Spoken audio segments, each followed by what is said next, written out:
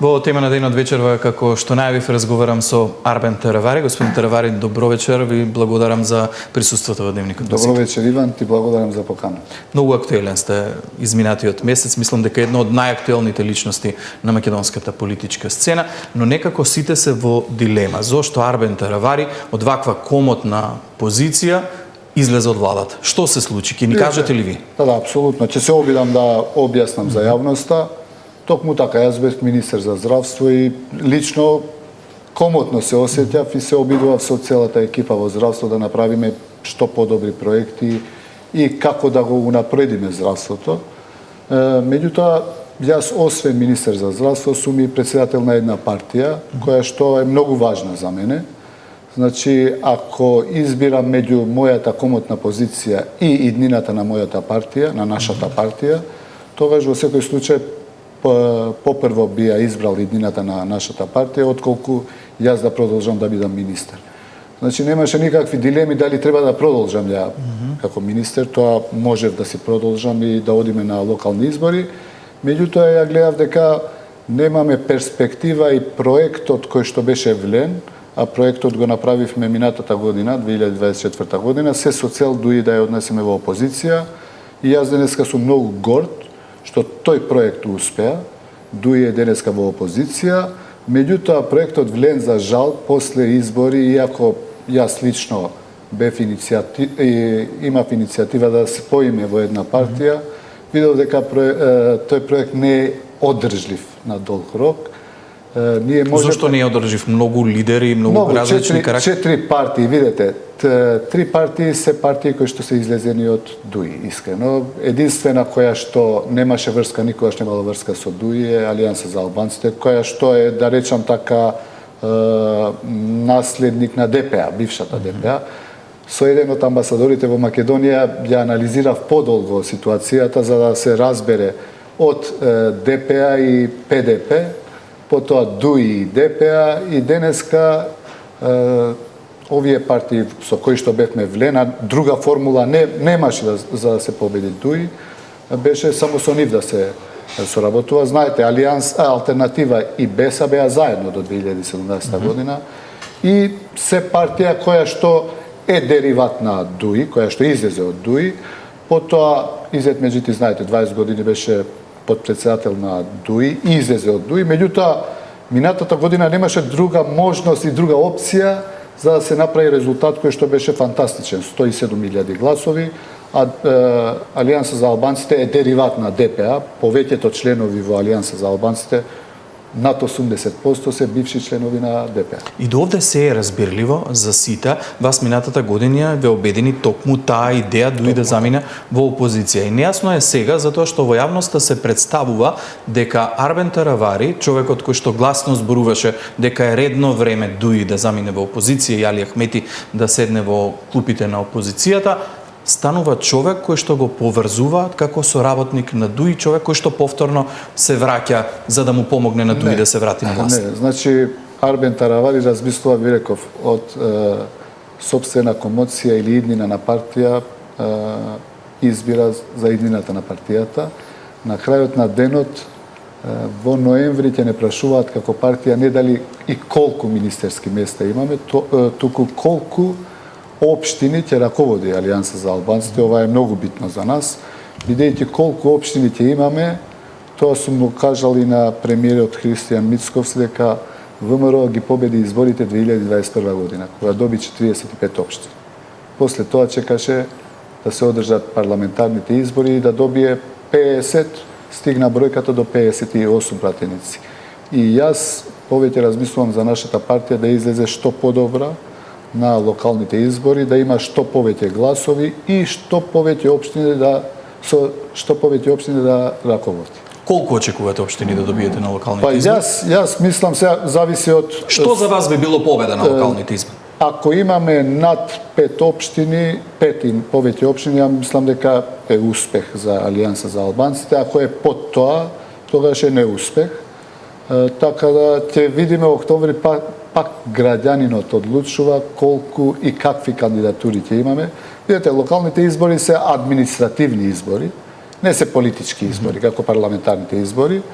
Јас мислам дека отвараме простор на нова генерација на политичари во Алијансата за албанците и повеќето кандидати за градоначалници ќе бидат под 40 години возраст, меѓутоа кои што се членови на Алијанса за албанците, и ако тие успеат за неколку месеци или цела година или неколку години добро да раководат со општините, Алијанса за албанците може и најверојатно ќе израсне во прва албанска партија во Македонија.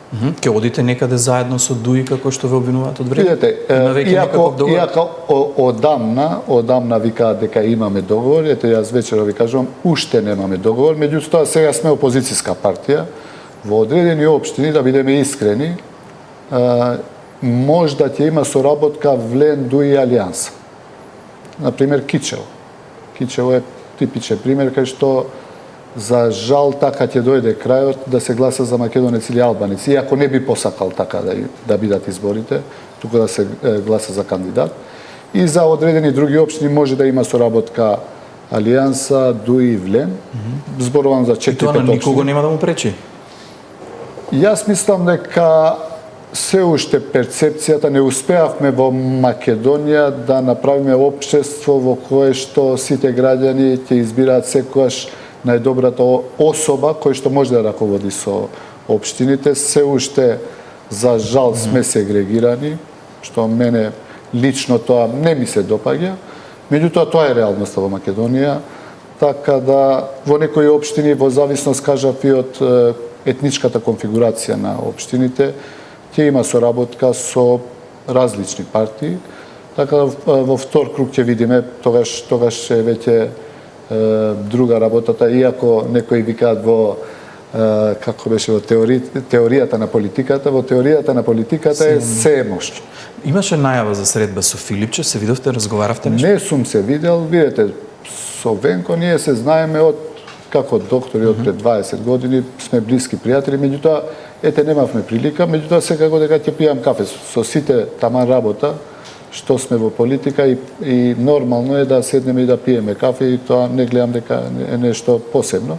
Меѓутоа до денес не сме се видели. Знаете сега, слушајќи ги овие ваши одговори, тоа дека повторно би можеле да имате некаква соработка со Преди и со ДУИ, па дури и трите партии или групи заедно, некако дава смисол на сите оние информации кои што кружат во јавноста дека бил уценуван Арбен Терабари за да замине од владата. Дали е точно дека бизнес интереси се причини да заминете од владината коалиција, односно конкретно проблемот со паркингот на клинички центри? Апсолутно не, барем тоа премиерот најдобро го знае. Државата постојат секакви служби и да речам институции кои можат да потврдат. Ја воопшто немам врска со тоа и тоа воопшто не е причина. Така да тендерот беше поништен со, како се викаше, Ѓока Construction. Воопшто не е тоа причина. Причина е единствена, причината е Алијанса за албанците да излезе со што повеќе општини на локалните избори. Имаше уште една информација дека имало закани по безбедноста на членови на вашето семејство. Знам, ги слушам секој ден вакви информации, меѓутоа знаете како, јас сум комплетно чист, душата ми е чиста, семејството ми е добро и никогаш не потпаѓам врз вакви притисоци.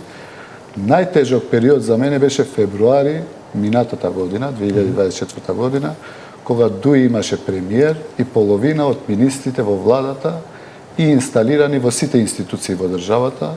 Јас знаев тогаш да му кажам довидување на господинот Ахмети и да излезам во опозиција и ДУИ денеска да биде во опозиција, така да нема сила која што може да направи некаков притисок врз мене, а јас знам притисоци кои што ги доживував 2018 до 2022-2023. Имаше еден директор на финансиска полиција кој што секој ден седеше во Гостивар. Тогаш бевме во опозиција исто. За да влезете во влада? Не да влеземе во влада, туку да вршат притисок врз Алијанса за албанците, меѓутоа јас не потпаѓам врз такви притисоци. Кога си чист можеш и да излезеш и да влезеш во влада кога сакаш.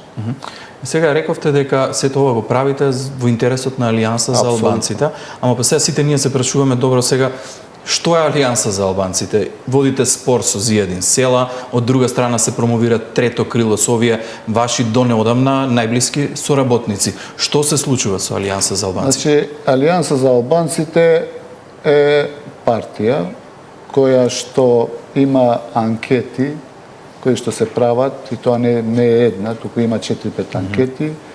Има Алијанса крило на Таравари и Алијанса крило на Села. Рапортот, односот е 6:1. А ова што тоа беше кршење на Алијанса тогаш кога се случи со Зијадин минатата година, бидејќи беше основач на партија, претседател на партија 2 мандати. Меѓутоа ние успеавме повеќе од членови од таму да ги земеме, да ги зближиме и да ја организираме цела партија на ниво на државата.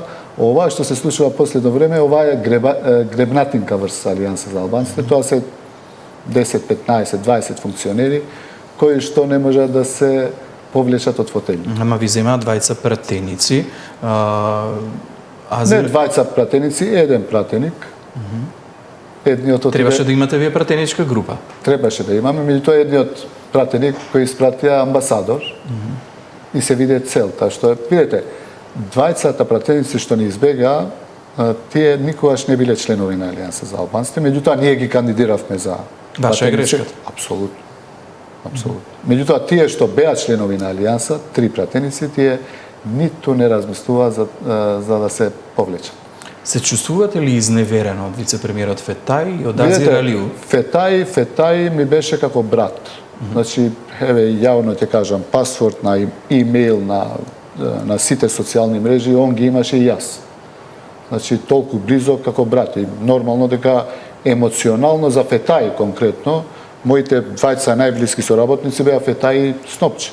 И нормално дека не ми е згодно и добро, меѓутоа имав огромен притисок од членството кога го избирав Фетај за заменик претседател на владата, бидејќи повеќето членови во партијата беа против него, и јас излегов во собрание на партијата, кажав не гласате за Фетај, гласате за мене и сакам поддршка од вас. Меѓутоа не сакам ништо лошо да зборам за него. Бивш соработник, меѓутоа нема некаква поддршка во базата. А Азир Алиу е човекот кој што прв почна да комуницира со Али Ахмети, да бидам искрен до крај, тоа и вчера на албански го кажав, и кој што вршеше огромен притисок што побрзо ние да почнеме соработка со Дуи. И сега ме чуди ова кога го гледам дека кажува дека е анти-Дуи. Дури ја бев изненаден, првата средба беше некаде почеток на јануари, му кажав дека не требало да се сретне без да ми каже. А тој имал средби со Дуи? Да, првиот канал на комуникација е Азир Алиу. Значи, потврдувате дека имало комуникации со Дуи? Без да знам, после ми кажа, реков во ред, меѓутоа требаше јас да знам. Не требаше без да знам јас да седнеш и да разговараш. Дури до пред 2-3 недели огромен притисок имав конкретно од Азир Алиу, не директно према мене, меѓутоа преку наши пратеници, преку наши сопартици, дека ние треба што побрзо да се разделиме од Влен, треба што побрзо да почнеме соработка со Дуи. И јас се зачудив кога слушнав дека он сега се кандидира за министер. Меѓутоа и нему му посакувам многу среќа. Што очекувате? Каков министер за здравство ќе биде Азир Алиу? Може ли човек информатичар да ги следи проблемите во здравството? Он е добар административец, добар менаџер. Во здравство колку ќе се снајде, здравството има многу проблеми, меѓутоа како министер, бивш министер за информатичко општество беше релативно добар, така да ќе видиме, времето ќе покаже, не сакам да прогнозирам. Многу критики слушаме од повредените од трагедијата во Кочани во однос на условите во Кочанската болница. Многу се ветуваше за овие граѓани и пациенти. Сега велат дека се оставени во милостини. Кој ги остави во ваква ситуација? Кој ја остави Кочанската болница во услови во кои што не може да им се пружи соодветна грижа на пациенти? Видете, да бидеме искрени до крај, никој не очекуваше ова да се случи. Болниците генерално во Македонија се во таква ситуација во каква што се. Периодов се обидувавме и ние максимум што можеме да направиме. Не можете од една влада да очекувате за една година да ги поправи условите во сите болници да бидат фантастични. Кој очекуваше дека ќе се случи трагедијата за да знаеме да направиме подобра болница баш во Кочани. Меѓутоа се надевам дека владата се од понатаму ќе се обиде барем таму да инвестира нешто во Кочанската болница, Меѓутоа, по тешките пациенти повторно имаме релативно добри услови низ клиниките во Скопје, па и во болниците во Скопје. Се надевам дека по критичните пациенти ќе бидат таму однесени, третирани, па Скопје, Кочани е сат и пол, два.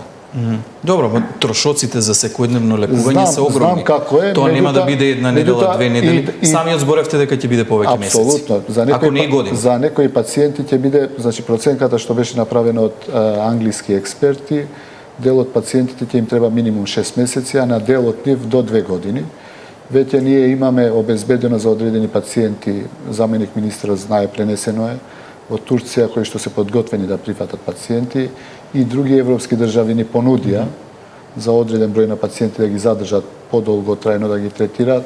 Исто така обезбедивме како влада пред 3-4 недели и финансиски да бидат покриени овие што ќе бидат лечени надвор, значи семејствата, не за пациенти.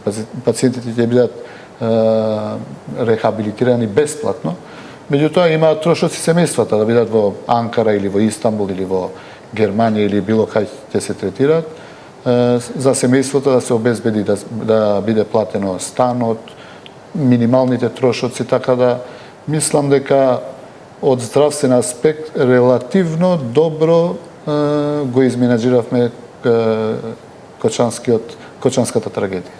Интервари, за крај само да го заокружиме целиот овој разговор по локалните избори, ако ве повика Христијан Мицковски на повторна соработка, има ли простор за такво нешто? Апсолутно. Јас со премиерот се знаеме од 2017 година, кога беше генерален секретар на ВМРО ДПМНЕ.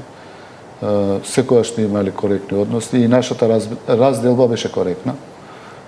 Често ме критикуваат и во партија зашто не си по-критичен према Христијан Мицковски. Јас сум кажал дека навистина односите меѓу нас биле коректни. Не можам да излезам во јавност да лажам, да кажам дека сме се карали. Меѓутоа, подолу не функционираше како што треба и ова е вистина и тоа е кажано на премиерот директно, така да и сега комуницираме со премиерот и понатаму ќе комуницираме. Он е премиер на владата и институција, така да немам никакви непријателски односи према премиерот. Ја мислам дека многу работи станаа појасни од вечерва и благодарам многу за гостувањето. Ви благодарам за можноста и за поканата.